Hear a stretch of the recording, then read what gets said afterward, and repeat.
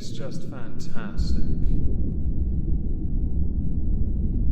Captain's log. Subdates 220408.5. Warrant Officer Crumble has taken the shuttle pod to collect new fuel cells and some rare ores that we can repurpose as an energy-efficient exhaust for scutterbugs and borks. Unfortunate thing for bork though is it has to be anally inserted, no lube of course. Welcome everyone to This Week at Twitter, or twat. This is 114 people, we've done that many. Yes, the suffering is real, and apparently the cancer of Twitter never ends. Not likely to improve anytime soon, and to start, April the 1st, 2022, Twitter put out, "We are working on an edit button. April Fools everyone." Now I should state, I don't believe you should have the ability to simply rewrite an entire tweet, because you could then absolutely catch someone out with something and make them say something they did not mean to say.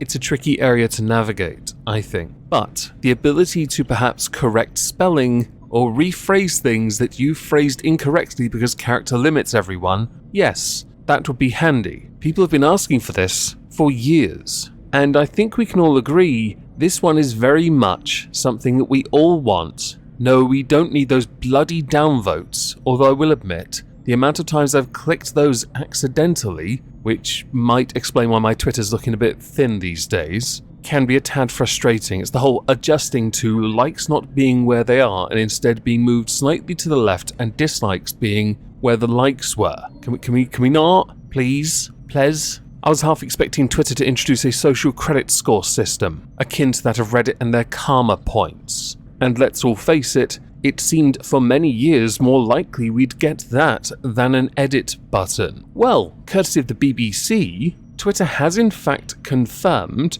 that it is working on an edit button that would allow users to change tweets after they have been posted. Now this comes after a new board member asked his followers in a Twitter poll whether or not it is something they wanted. Don't worry, we're going to talk about that new board member in a moment. This one's about to get really interesting. On the 5th of April, it was in fact confirmed by Twitter comms, now that everyone is asking, yes, we've been working on an edit feature since last year. No, we didn't get the idea from a poll, winking emoji. We're kicking off testing within Twitter Blue Labs in the coming months to learn what works, what doesn't, and what is possible. So when people have been speaking about the edit feature only being available within Twitter Blue, that's because they are allegedly testing it, which I find interesting. Now they had confirmed, P.S. we weren't joking, so the April Fools wasn't an April Fool's in the slightest, allegedly. So does anyone want to know why? Why many believe this is happening at all? Well,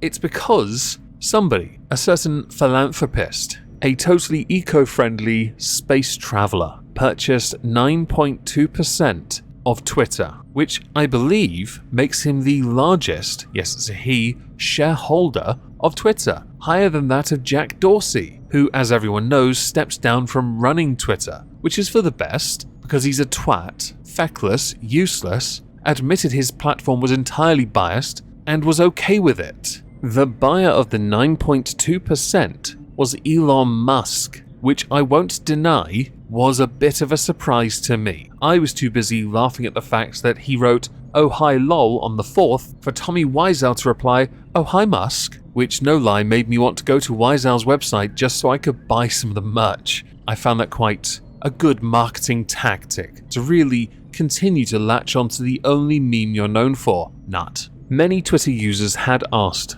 what are people's thoughts on this, and it has divided people, but mostly people are of the opinion that Musk could well influence this in a positive way, because Musk now takes up a position on Twitter's board of directors. That appointment, though, has led many to believe that this ends the possibility of Elon Musk mounting a takeover of Twitter, which caps his ownership at 14.9% during his time on the board. That is according to a filing with the SEC on Tuesday. Current Twitter shares, because of his purchase, jumped 7% when the market opened in New York, which I won't deny is a rather impressive way to start. But it did lead to some rather interesting fallout. One was Alexlbnz was trending for quite a bit. The reason why is because he's not on Twitter, but many people believe with Musk taking up a position on the board, people who are like Alexlbnz could well get their positions back, get their Twitter accounts back if they want to use their accounts again. It is one of the biggest platforms for that kind of discourse, so it is understandable many would want their accounts back if they can get them back,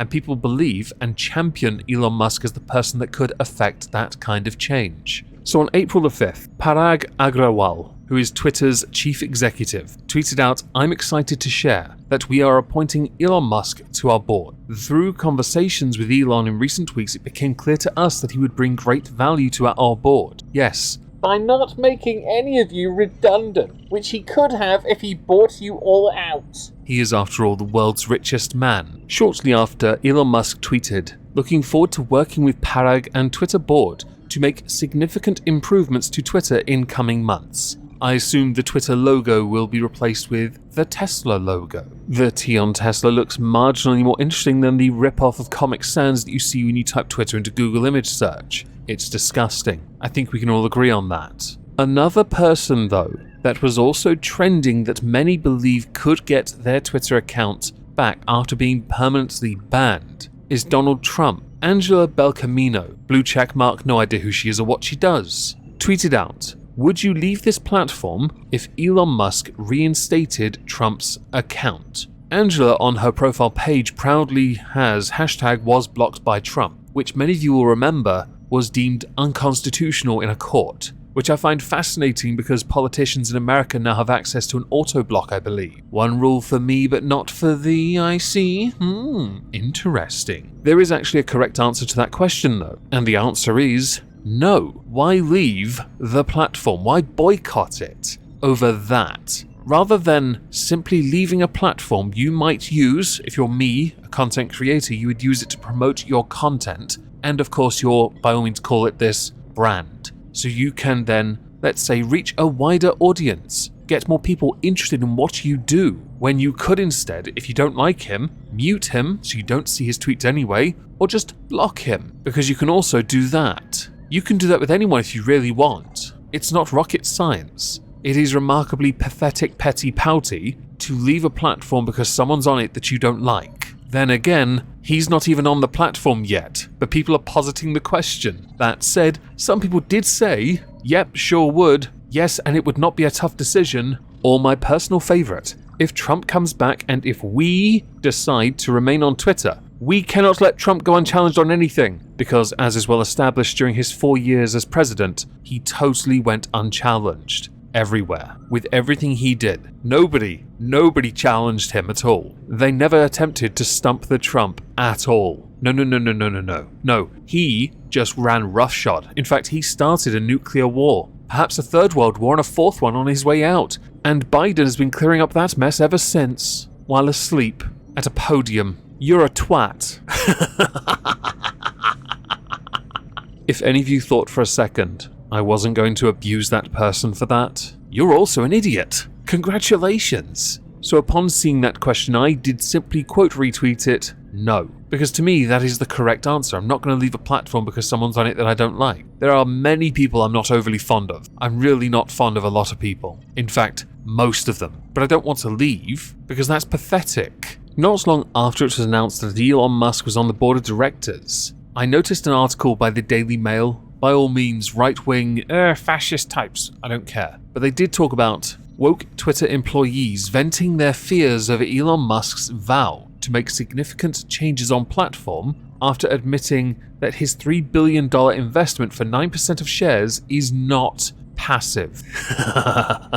I like that already. The thing here is, the Daily Mail's a little bit dishonest. For example, Lara Cohen tweeted, "Good morning to our new overlord." Daily Mail compared Musk to a feudal lord. Right. Company researcher Matt DiMichiel shared a meme featuring Drake. Sustainable revenue growth, MDAU growth, product innovation. Underneath, crazy billionaire memeing stocks to the moon. Stonks. Not stocks, stonks. Daily Mail implies that Musk would move the company's focus from growth, product innovation, and sustainability to ways to further financial success. I thought financial success was, in the context of those three, almost mutually exclusive. I must be wrong. It still stonks. Also, Matt. When responding to a commenter asking if employees were required to include Musk on all work-related communications, all email signatures have to link to Tesla's website. Oh no. Harold Thorell, the leader of Twitter's O-something-1 team, referenced how Musk's stake and board membership prompted a surge in the company's stock value. Still dislikes him though.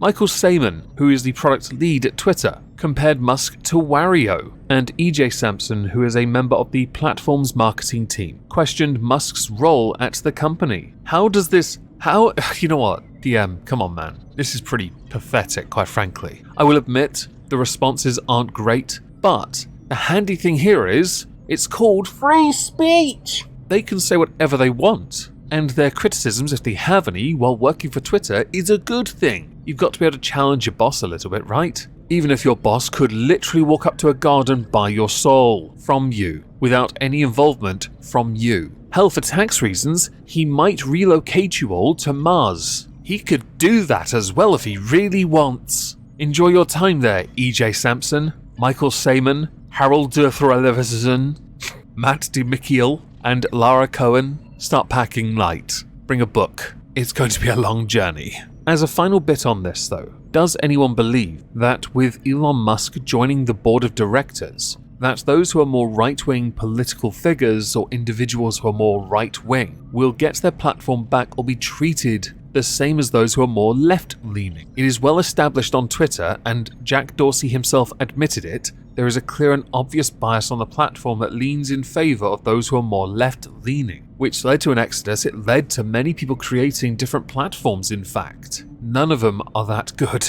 Gab is uber Christian. Does Parler even exist? Trust has been a bit of a fail, because it's not working yet, and it's not available outside the US anyway. People don't use like Getter, Telegram, is that one as well? There are all these other alternatives. I could include Minds, but it works, and I like Minds. Give me more cryptocurrency because I don't know how to use it.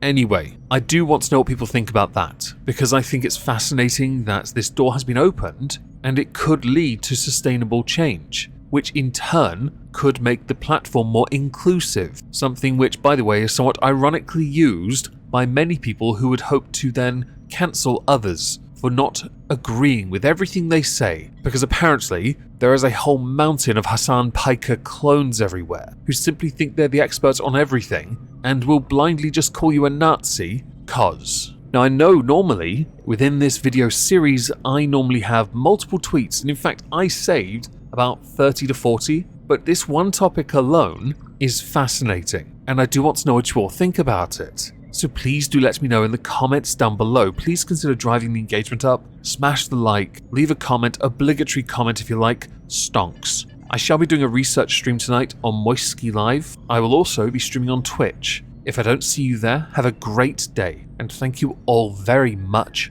for listening. Ta-ta.